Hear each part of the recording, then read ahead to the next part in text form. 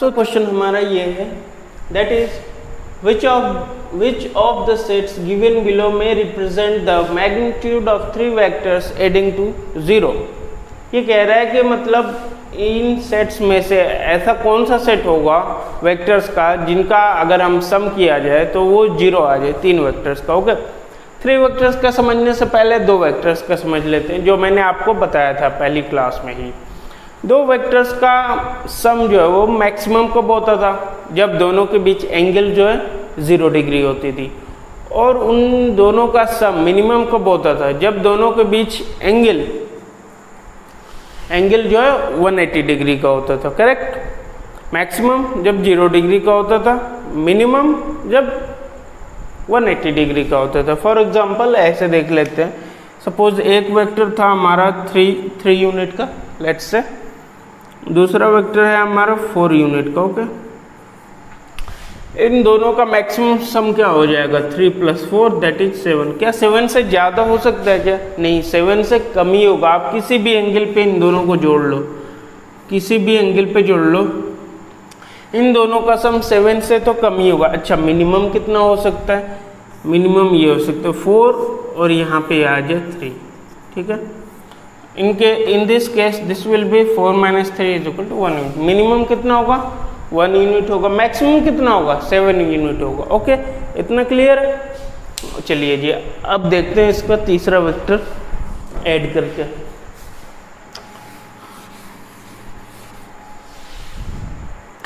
सो 2 vectors का सम maximum कब होता था, जब दोनों के बीच एंगल 0 डिग्री होती थी। ओके, हम वही वेक्टर लेके चलते हैं 3 + 4। ओके, 3 + 4 दैट वाज और 7। अगर हम इसमें थर्ड वेक्टर अगर इंक्लूड करें तो क्या थर्ड वेक्टर का जो मैग्नीट्यूड है वो 7 होना चाहिए in order to cancel it out?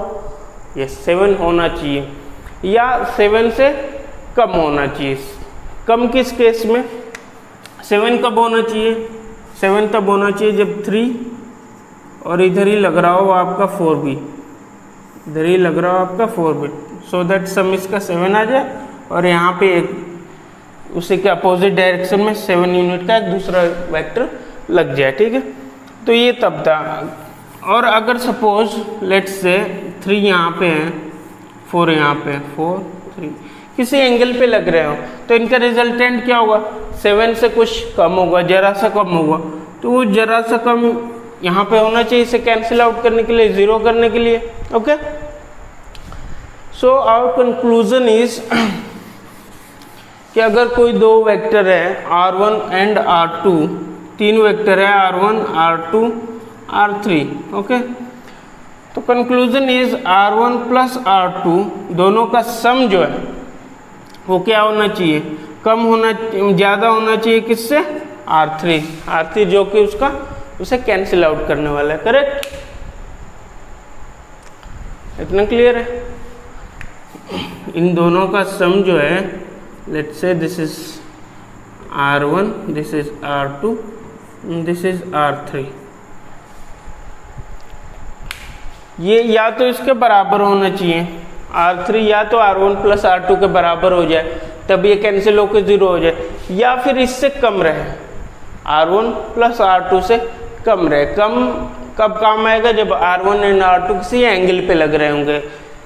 ठीक है, और इक्वल टू कब होगा? जब R1 एंड R2 के बीच एंगल 0 होगा, so that R1 + R2 direct हो जाएगा, तो इधर R3 उसे कैंसिल कर देगा। Correct?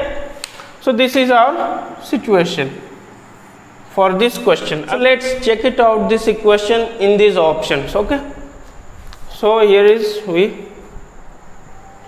our equation is R1 + R2 that should be greater or equal to R3. Okay, this is our equation. Option A check करते हैं। 2 + 4 and what is this 8, ये क्या हो जाएगा? ये 6 है।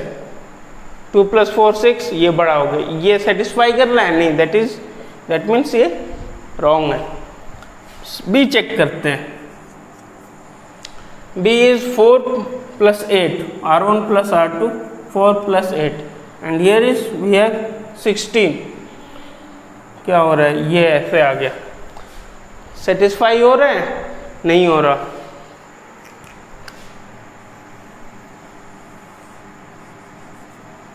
Okay, let's check the question number, option number D. C को नहीं चेक कर रहा मैं पहले, बिकॉज सी जो है आंसर है, I know. R1 plus R2 0.5 plus 1, 0.5 plus 1 क्या हो जाएगा 1.5, इधर क्या है 2, ये बड़ा हो गया। क्या ये क्वेश्चन सेटिस्फाई कर रही है? नहीं। सी ऑप्शन क्या है मेरे दोस्त? सी है 1 to 1, 1 to 1, 1 to 1। R1 plus R2 किसे मान ले? अब बड़े वाले को हमें R3 मानना था, तो R3 से मान लेते हैं। 1 प्लस 1 ये ऑप्शन था, तो चलो यहाँ पे क्या हो गया, बराबर हो गया, बराबर हो गया। That means C is the correct answer. Clear है? I hope this is clear. Okay, दो वेक्टर्स का सम, तीन वेक्टर्स का सम 0 कब होगा?